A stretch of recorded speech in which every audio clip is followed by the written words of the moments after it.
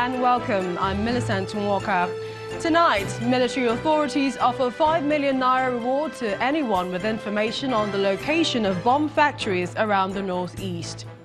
One policeman is killed following clashes between members of the Islamic movement of Nigeria and the police in Kaduna. Even as trial of the group's leader, El-Zakzaki, is stalled by the absence of the judge. President Buhari challenges media practitioners to promote good governance through the practice of good journalism. And EU Commissioner promises not to create African migrants Guantanamo Bay in Europe. On Business News tonight, Nigeria's Securities and Exchange Commission reaffirms its commitment to meet the target on financial inclusion for all Nigerians by the year 2020. On sports news, Kylian Mbappe becomes the youngest French player to score at the World Cup as the Blues qualify for the round of 16 after a hard-fought 1-0 victory over Peru. And from Abuja, Department of State Services arrests several suspected terrorists, including 2 commanders of Islamic State in West Africa and Boko Haram.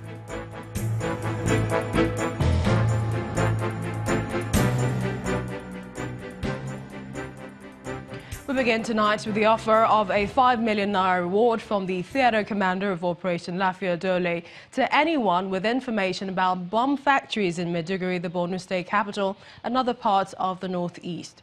Major General Rogers Nicholas told journalists in Maiduguri that the army is convinced about the existence of a bomb factory in the state capital from where suicide bombers are being equipped.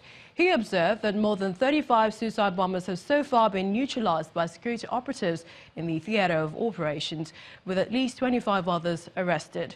Well, no fewer than 15 persons were injured and 2 suicide bombers killed yesterday after soldiers foiled an attack on a military market in Maiduguri, the Borno State capital.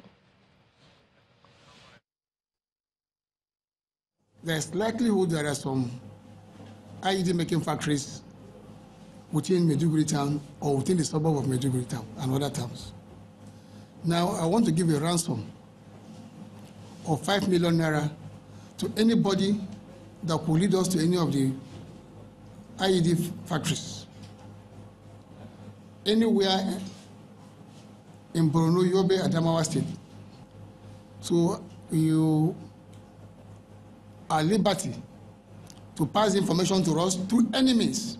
You can come to my office, you can go to the DSS office, you can go to the police, any of the security agency office, and report that you know where they are and you want to take us to the place. We'll be very glad to follow you to the place.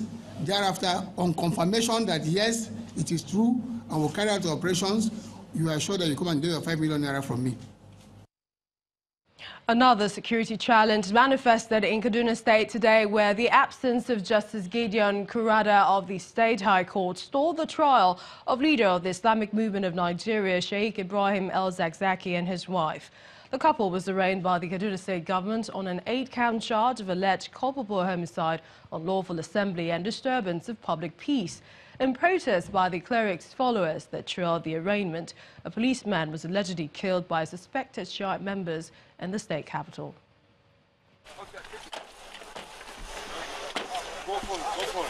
What's most spectacular about the trial of Sheikh El-Zakzaki and his wife is the wave of security around routes leading to the court's access. Armed policemen and DSS operatives blanket the area and even prevent journalists and almost everyone else from gaining access to the premises. Our cameras can only barely catch a glimpse of the SUV conveying the cleric to court. Because of the barricades erected by the police, vehicles ply the roads leading to the court are caught in a resultant gridlock, and they are diverted to alternative routes. However, the arraignment does not happen. That's because the judge, Gideon Kurada, is absent. The lead defense counsel describes the case as an exercise in futility, accusing the Kaduna State government of defying the rule of law. We're informed by the registrar of the court that His Lordship, the presiding justice, is indisposed. And in the circumstance, we have to take a date. So the prosecution and the defense counsel have agreed to come back on the 11th of July to have possibly the arraignment. We have filed an application for bail for our clients. Away from the court premises are scenes of near chaos occasioned by a violent protest by members of El Zagzaki group. Vehicles are vandalized, with some bearing what appears to be bullet holes. The police invade the commercial areas, apparently in search of the rampaging hoodlums, while the residents and traders scamper to safety. Around 10 o'clock, the Shiite people came for protest. So they were protesting across the roads, the major roads. So after some time, we saw them attacking the police people. According to police authorities, one of their men was killed by suspected Shiite members. Some of Shiite members stabbed one of our police officers and stoned him. We rushed him to Bajor Hospital. Unfortunately, he died. But we arrested about 11 of them, and as I'm talking to you now, they are in our custody.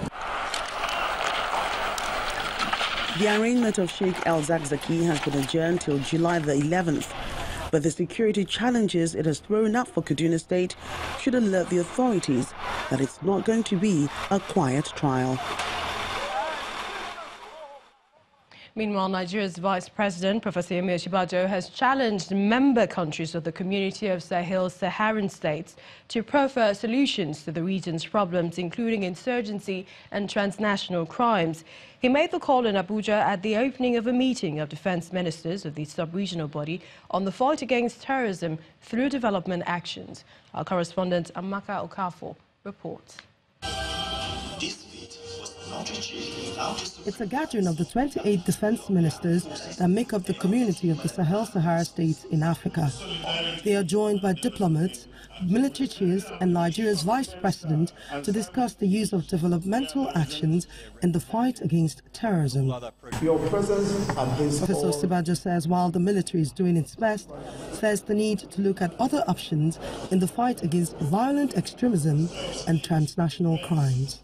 If there is anything that we have learned from our experience fighting Boko Haram in Nigeria, it is that the battle is as much social and economic as it is a military one. Indeed, the military aspect of the fight against terrorism is a short-term one. Enduring victory will only come from swiftly and diligently building on the military victories by implementing over the long term policies that comprehensively tackle poverty, illiteracy, and frustration, which predispose individuals and communities to imbibing extremist beliefs and ideologies.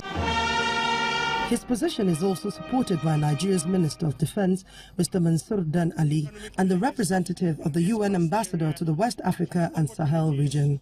Tactical and operational successes attained cannot be consolidated without development of social economic areas of human endeavors that will positively impact on the life of censored citizens. I encourage the censored member states to continue to share experiences, best practices, and explore more creative and innovative strategies in dealing with this hydra-headed threat to peace, stability, and human security, taking cognizance of the context specificities. This two-day meeting is expected to fashion out ways to consolidate on some of the progress made in the fight against terrorism and transnational crimes in the African sub-region. Amaka Okafor, Channels Television News. Away from security, President Muhammadu Buhari has paid a condolence visit to victims of the Bauchi State windstorm and fire disasters that claimed lives and destroyed infrastructure over the weekend. The president told the people that he deemed it necessary to personally commiserate with them, irrespective of a delegation he sent earlier. On arrival in the state, President Buhari first visited Azare town, where a fire had gutted the main market, before proceeding to the state capital, where he surveyed the areas ravaged by the windstorm. He also visited the palaces of the Emir of Bauchi and the Emir of Katagum, along with the state governor, Mohammed Abubakar. The Emir of Bauchi, Dr. Rilwan Sulaiman, on his part, noted that the windstorm is no doubt an effect of global warming. Saboda dalilin da ya kawo ni da kuma jajintawa da na da na turo waɗannan ku ya kiyaye gaba. Wutar ta kasuwa da aka yi, na je na ga wurin, ana iya cewa kasuwar ta kone kurmus da duk kusan abin da ke cikinta. Allah ya mai da abin da ya fi haka, kuma Allah ba mu damana mai albarka.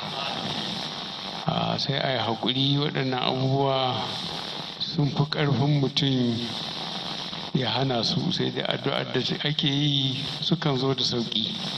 Wataƙila da ba addu'ar musibar da ta fi haka. Allah ƙara karɓar addu'armu, Allah ba da haƙuri, kuma a ida jajena ga sauran al'umma waɗanda abin ya shafa a gabansu. Allah ya kiyaye gaba. Nigeria's President Muhammadu Buhari. And while the Bauchi residents nursed their grief, another fire outbreak, this time in Akure South local government area of Ondo State, destroying about 200 shops in a commercial area close to the palace of the traditional ruler. The inferno, which is reported to have started at midnight, burned equipment in different shops, among other valuables. Eyewitnesses told Channels Television that officials of the State Fire Service arrived late on the scene, and when they finally came, could not put out the fire because they had no water. These are the remains of what used to be a shopping area in Akure South local government area of Ondo State. Traders woke up to a heartbreaking news that fire had destroyed their shops and everything inside. Computers, photocopying machines, typewriters and other valuables are now useless to owners who have now lost their sources of income. I just thought my shop was affected with fire. Everything has burned, including my laptop. I have 4 laptops there, and the photocopy machine and the plastic ID card machine. Everything has spoiled because make the government just help me about it, because I'm a disabled. I can't work, and then I can't do Yahoo.